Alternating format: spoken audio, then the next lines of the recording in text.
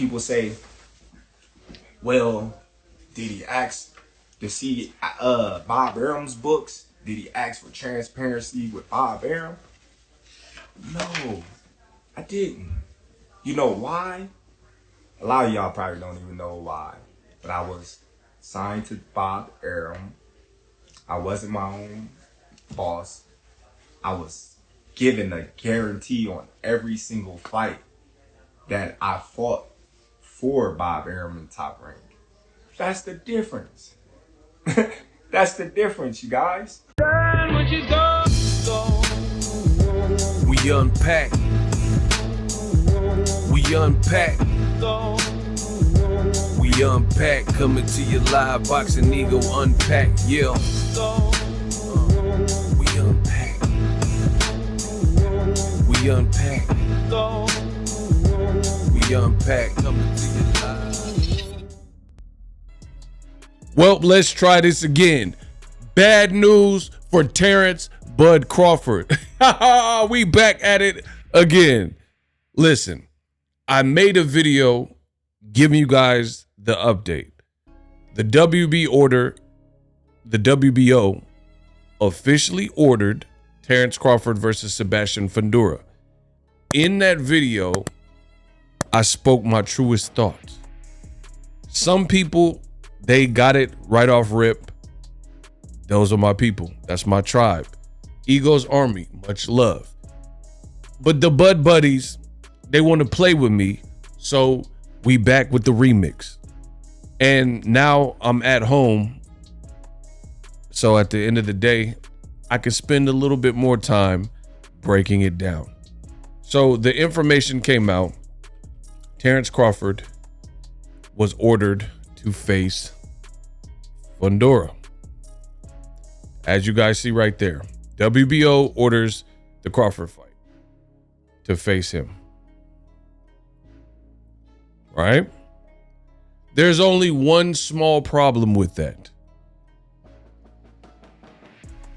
I don't think this fight happens next.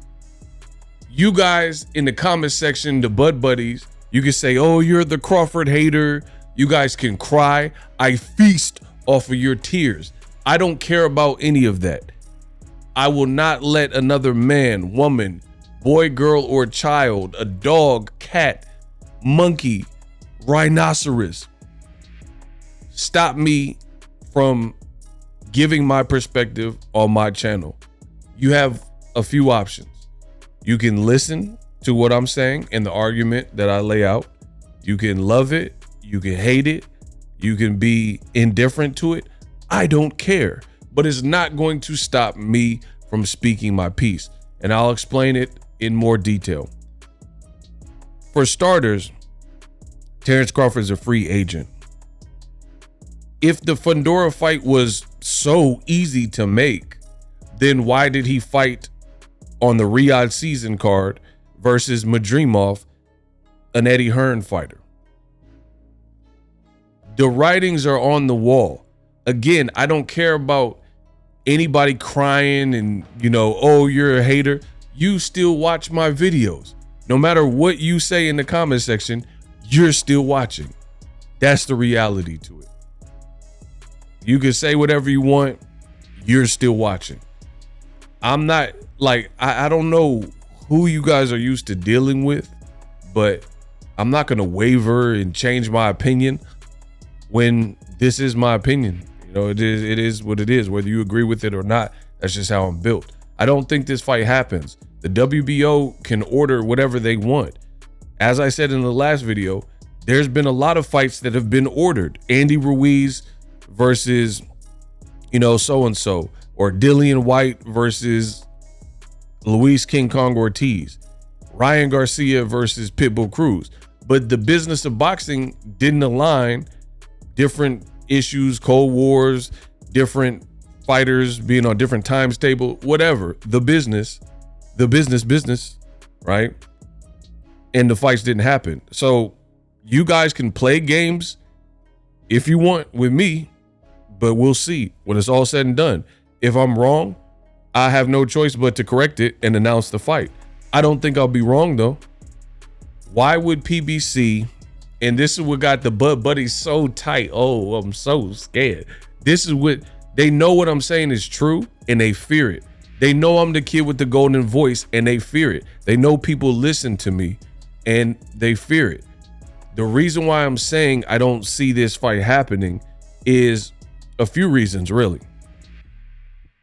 Terence Crawford, this is my perspective. He did his biggest fight, his most acclaimed fight with PBC. That was the Errol Spence fight. The fight that most boxing fans, you ask Crawford himself, he'll say something that sounds preposterous, like Ricky Burns is my best win or whoever. I'm here to let you know the Errol Spence win is the most notable and the highest paying win of Crawford's career. Period. That's the one. That's the one that people gave the most credit for. Period.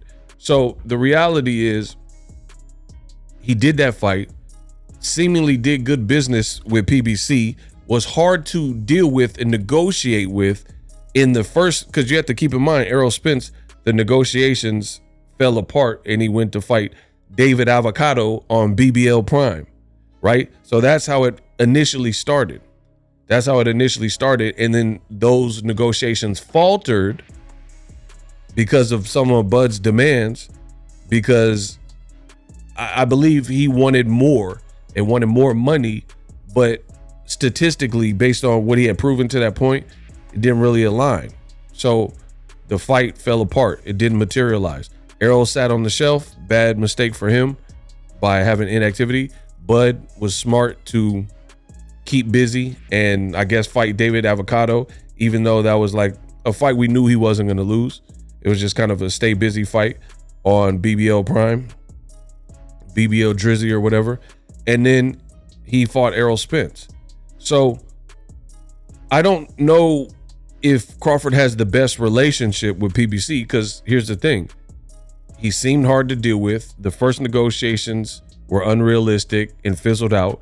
It took Errol Spence giving Crawford more money and money out of his purse and extra millions or whatever, a coin flip and things like that to make Bud comfortable on the business side to make the fight happen. He got that, and then he, got the victory, and then he just ran off and then teamed up with Turkey.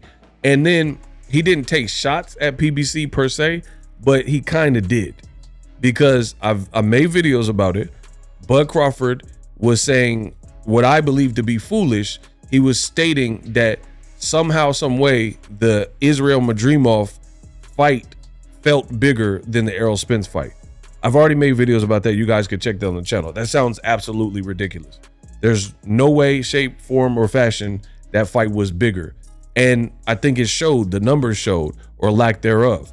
You had a whole Eminem concert, and they gave you the best attempt at a loaded card with other promoters, fighters, and other fights, heavyweight fights, this whole smorgasbord of fights. And then they still said that the event lost money over $10 million.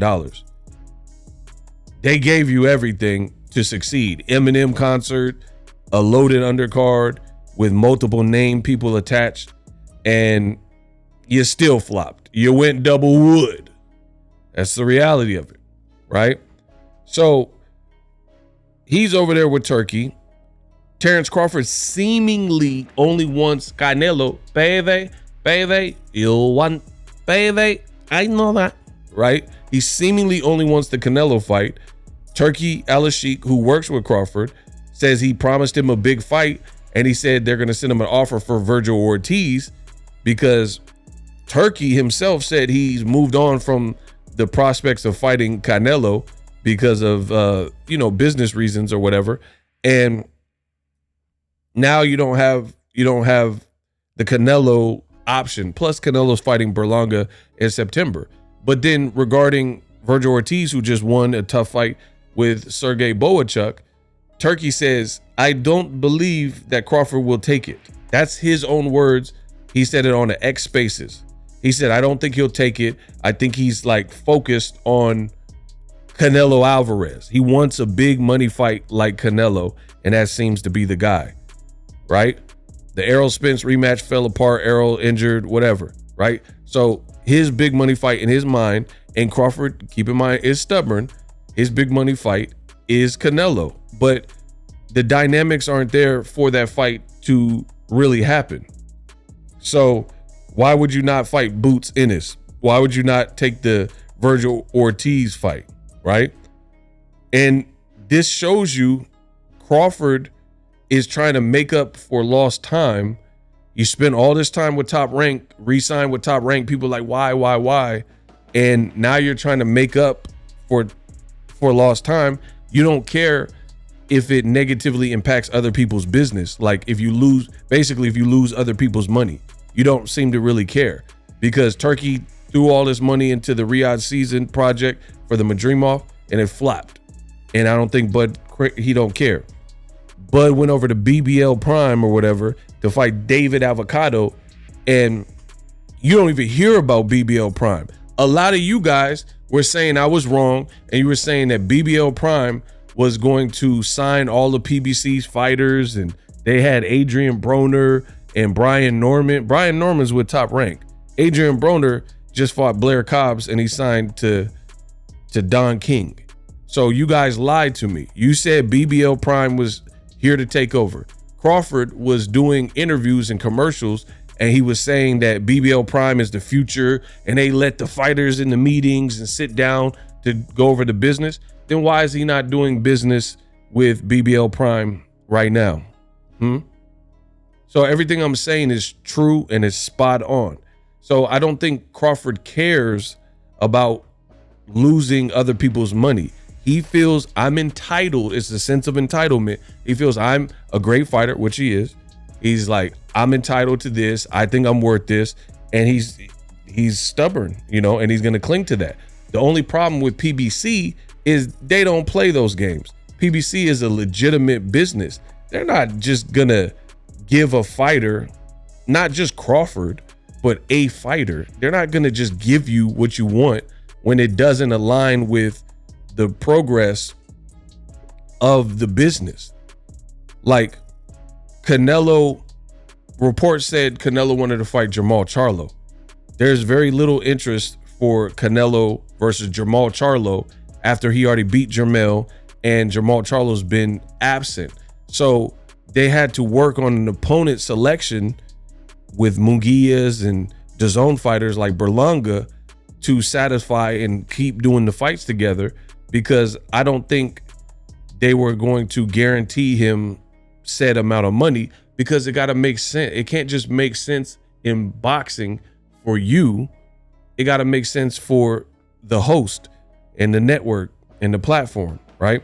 And I don't think Crawford is really in tune with that. So as it relates to a Sebastian Fundora fight, Fundora's people, they told you a while ago, his promoter, Samson Lukowitz, told you that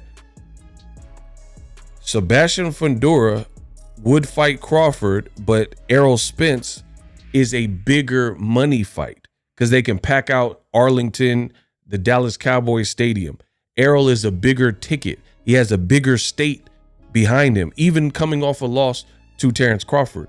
Plus, there's going to be some enigma because Spence is moving up off of the Crawford loss. And this is something a long time coming, where Errol Spence told you he needed to leave welterweight, but he stuck around too long, right? So people are going to want to see how Errol looks at 54. He also has the turmoil with Derek James. So we don't even know who his trainer is. So best believe a Fundora fight versus Errol Spence will go up, because Errol's already been through a lot in his life in terms of like the car wreck, the highs and the lows. He got all the belts, got to the finish line, lost to Crawford, the guy that only had one belt, lost all his belts. So he's dealt with those peaks and valleys. Then he has lawsuits with Derek James, all kinds of stuff, moving up in weight. It's a big fight. It'll sell. Furthermore, see how I put everything? I don't just say things arbitrarily. I break it down. And you guys can listen to me or you could listen to other content creators. There's a lot of people in this game. Just beware. Keep your mind on your money and beware. There's a lot of content creators that are just in a rush to clickbait you to death and rush out a bunch of content, bad audio quality, bad visual quality, and a lack of boxing knowledge. The title doesn't even have to make sense. It doesn't have to be true. The knowledge doesn't have to be there. All the fight predictions are wrong. These types of things. I don't give you that on my channel. People agree or disagree. That's for you guys to talk about in the comment section. I really could care less. I get it off my chest on my channel that I've earned from the ground up. I give you guys quality, and then you guys can debate what I've stated. But all the people crying, all the bud buddies crying, I don't care about none of that. I still feel what I feel. And here's the thing. This is the funny thing about the bud buddies. What happens if what I'm saying right now comes true? Do you think the bud buddies who are saying, oh, you hate Crawford and you're only here to report bad news on Crawford for stating my opinion, do you think they'll come back and set the record straight and say, hey, Ego, I doubted you, but you're right. Sebastian Fundora is not going to fight Terence Crawford next, despite the WBO ordering it? Do you think these people have that type of integrity where they'll come back and admit to defeat and admit what I said was true? Absolutely not. It's another reason why I do not care about an online comment from somebody who's not even a regular part of Ego's army. I don't care what y'all talking about. I, Boxing Ego, aka Ego, do not believe that the Fundora Crawford fight will be next. I don't care that the WBO ordered the fight. Many of fights have been ordered and those fights didn't happen. And I'm explaining it. So if that makes me a Crawford hater or whatever you guys said, in the words of Eminem, because I am whatever you say I am. I sit back with this pack of zigzags in this bag of this. It gives me the most meanest MC. Like, I don't care what y'all say. I don't think the Fundora fight is going to happen. And if you shut your mouth, I'll explain why. For starters, this was Crawford in his last fight. He was getting kind of touched. Omarion, touch, boom, boom, boom, touch. He was kind of getting touched. So you didn't have the type of performance that people are accustomed to seeing. Crawford knocked out everybody at welterweight. Everybody moves up another division and fights a guy with 11 fights, Israel Madrimov. I knew he could fight, but the world didn't. So the perception is like, hey, you just fought this random. I gave you credit for the Errol Spence fight, and this is not my perspective. I'm just saying the fans. The fans are thinking, hey, I know Errol Spence is a good fighter because I've watched him his whole career. I don't know this dude that you just fought from Uzbekistan with 11 fights and 10 wins, and you kind of struggle with him. Some people are saying that it was a draw. Some people had Crawford winning. Some people had Madrimov winning. But the point is, it was a contested fight.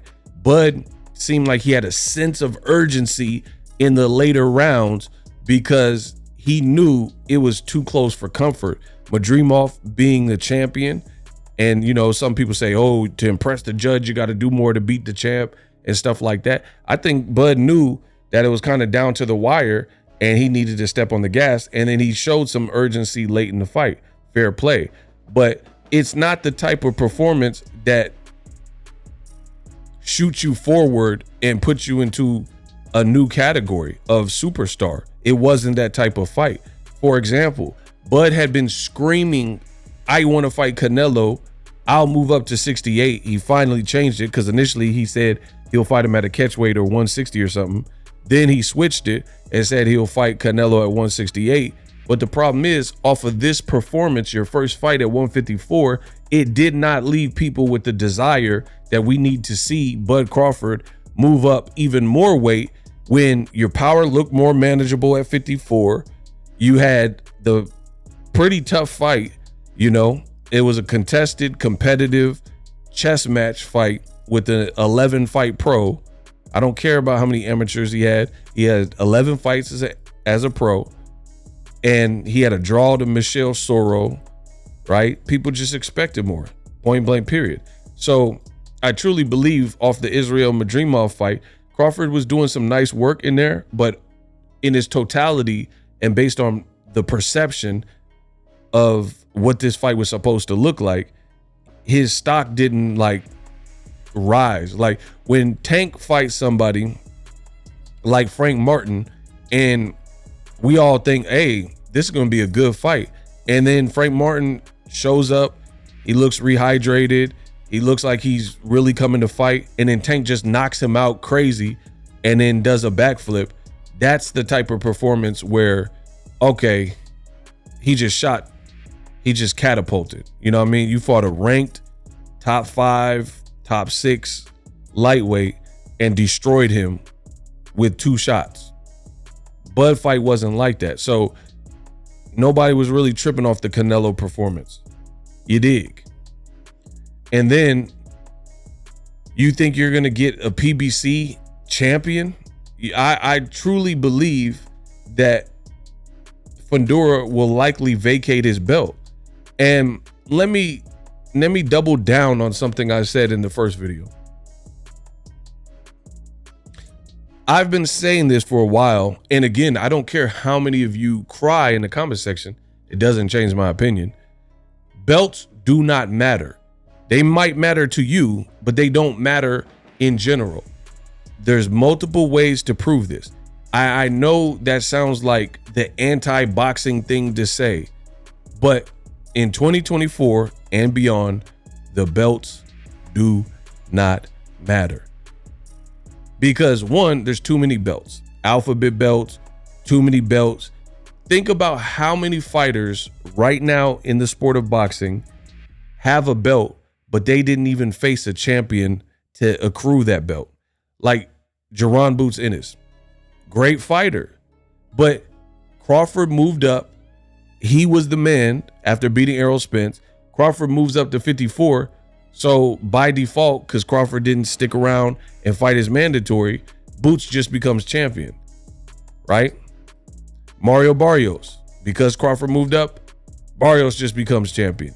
So you have these problems plaguing boxing. Back in the day, it wasn't like this. If Sugar Ray Leonard had a belt, it's because it was Sugar Ray Leonard and he had earned the belt and defended the belt, stuff like that. Brian Norman just became a champion. So the quote unquote email champions, you have, I just named 3 welterweights that got elevated without having to fight for the full body belt. Meaning Brian Norman didn't have to fight Crawford. Barrios didn't have to fight Crawford. Jaron Ennis didn't have to fight Crawford, and they all got belts now. You see what I'm saying? So these are some of the problems with boxing and why the belts don't matter. There's so many others, and I'll probably have to make a separate video because I can go on all day. But Gervonta Davis, he fought at a catchweight with Ryan Garcia in 2023, and the fight outsold any other fight for that year. It did over 1 million pay-per-views. Ryan has never been a champion.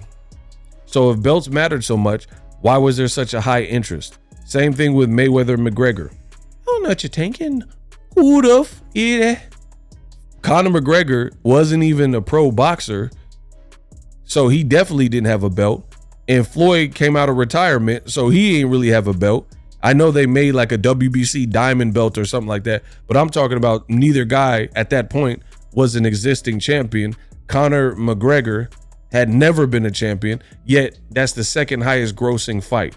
There's so many individual examples of this that is showing you that if it's a fight people like, they're going to buy it and pay for it and watch it and love it, etc. It's not about, oh, I'm going to order Mayweather versus McGregor because of this belt.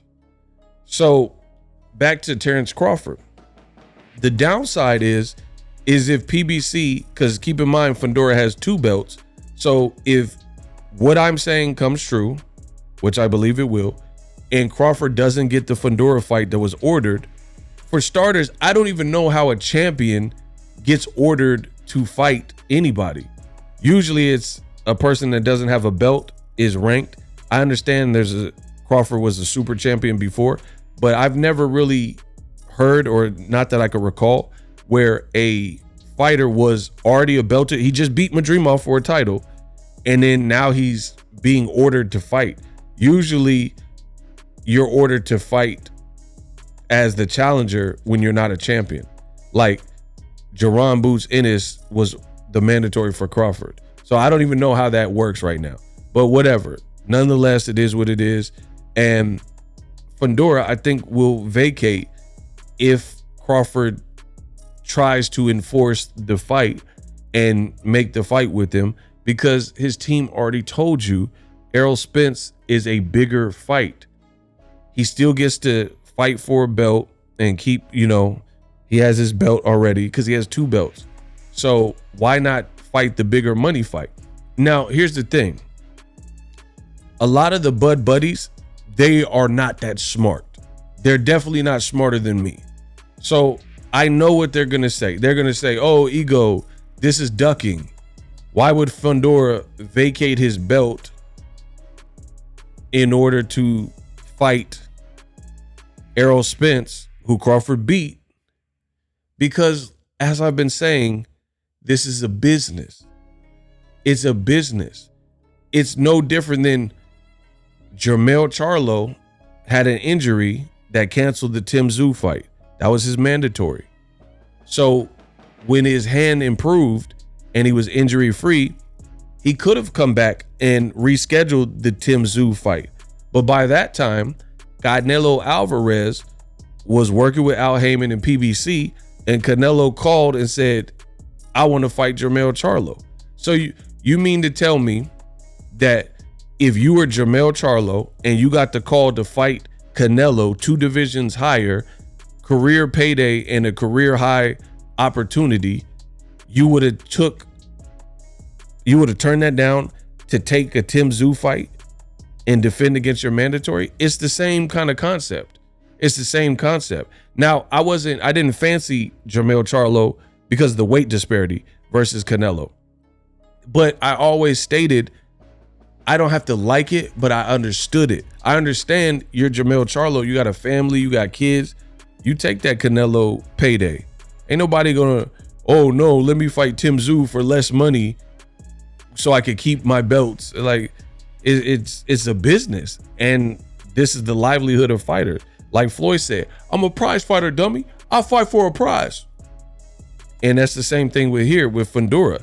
Make more money fighting Errol Spence, which maybe Fundora looks at Errol Spence's style. He's like kind of come forward. So he might I like my chances with Errol Spence a lot. And you don't have to leave and fight on a Turkey card or Eddie Hearn or DAZN card. The same people you've been working with, you continue to work with them. Right? It's almost like a no-brainer. But the Bud Buddies, they're going to frame it like it's something that is not, oh, why would he do this and why would he do that? Okay, why would Terence Crawford jump out of the Errol Spence negotiations because he didn't like the business to fight David Evanesian? You see what I'm saying? So I'm multiple steps ahead of these guys. They're going to try to make it like if what I'm saying comes true and Fundora goes the Errol Spence route, which is the more money route, they're going to make it like, oh, PBC, bunch of ducks and stuff like that. Then explain why Terence Crawford was in negotiations with PBC and Errol Spence, and he elected to go fight on BLK Prime against a guy nobody wanted to see him fight, David Evanesian. Because he said allegedly he was getting whatever, 7-8 figures, whatever he said he got. He was getting $10 million supposedly to fight David Evanesian. So what did the Bud Buddies say to me? They say, oh man, let Bud get his money. You hating. You knew it was a fight that was horrible. And that was a horrible fight that nobody really wanted to see. I actually want to see Fundora versus Errol Spence, right? But conveniently, the Bud Buddies, they have selective memories.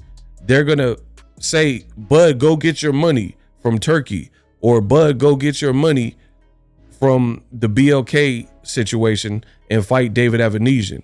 And if anybody says anything against it, they'll be like, man, and clicking their teeth. Oh, you hating because Bud getting he getting 10 million. He getting 8 figures, so you hating. But then they're not going to call themselves haters if Fundora does what I think he's going to do, which was fight Errol Spence or fight a PBC fighter. You see, you can't have it both ways. And that's why I had to do this follow-up video so I could keep crushing y'all, because I know I'm the best in the business and it's not even close. So to be honest, if it does play out like this is not good for Bud, because he'll be 37 by that time. And yes, he'll have two belts. But I tell you, belts don't matter. Belts ain't making superstars. Gervonta Davis could drop his belt right now and get a fight that people want to see, and then they're not tripping off the belt. You think these rappers that show up to Gervonta Davis and ball players that show up to Gervonta Davis fights, do you think they even know all the sanctioning bodies and the belt companies? They don't even know that stuff. They're not even that tapped in. They're like, and most casuals wouldn't understand that and know, like, if you laid out the IBF, the WBO, WBA, WBC to a surface level boxing fan, they're not, if you covered up obviously where it says IBF or WBC, I guarantee you many boxing fans, surface level fan, they wouldn't even be able to point out each belt and put it in the right order of what, this is the IBF, this is the WBO, this is the WBC, this is the WBA. They wouldn't even be able to do that. So again, I stand by that. The belts don't matter. The belts don't matter to the point where, you know, they can matter to some people. Like if you're on your way up, you need that. You need that extra boost. Like, okay, I'm a champion. You know, like Brian Norman or something like that. He needs that. But I'm saying particularly for a guy like Crawford, he's already had belts. He's been there, done that. 37 years old by the time any of this sorts itself out. He's already been 2X undisputed. Him carrying 2 straps in a new division, that one was a contested fight where some people thought he lost to Matrimov, and then being the email champ because he didn't have to fight Fundora for it because Fundora chose a different direction. Yeah, 2-belt Crawford, he can hold the belts, but what does that really do? You think he's gonna sell 1 million pay-per-views because he got gifted a belt because a person had to relinquish or vacate their belt? This is what I'm saying. This is the business. And that's why I said what I said. And I doubled down, tripled down on what I said. At this point, I don't think the belts will help Crawford's star power. Like, you look at a guy like Canelo. Do you honestly think Canelo needs a belt? He's already grandfathered in. People know Canelo. Like, he doesn't have to have a belt to get people to come to his weigh-in, right? Canelo can make up his own catch weight and people will still show up because he has a grandfathered in fan base, right? It is what it is. Same way, look at who Canelo's fighting. Canelo's fighting a guy that's never been a champion in Edgar Berlanga, and many people don't give him a chance. But since he's Canelo, he's able to make an event out of it and still get people to tune in and turn up and do better numbers than just about anyone not named Gervonta Davis maybe, right? That's the business. And I think Crawford, bad business Bud, he wanted to do things his way. So he teamed up with Turkey and he's trying to corner PBC and still do things his way. And I really, truly don't think it'll play out like that. Simple. Now you can be mad. And this is how I know it's the Bud buddies. Because why would you be mad and I haven't even been proven wrong? So you don't necessarily want it. This, everything I'm saying could very well be the truth. I'm just speaking my opinion, but at some point it will be revealed if what I'm saying is true or false. And I never sweat it. I never panic because I don't just talk out my rear. I'm not just saying things that I don't believe in. So ultimately I could care less because the truth will always come to light and will always be revealed. So the Bud Buddies, it tells you that they're truly biased and groupies. They don't really care if what I'm saying turns out to be true. They're mad that I'm saying it.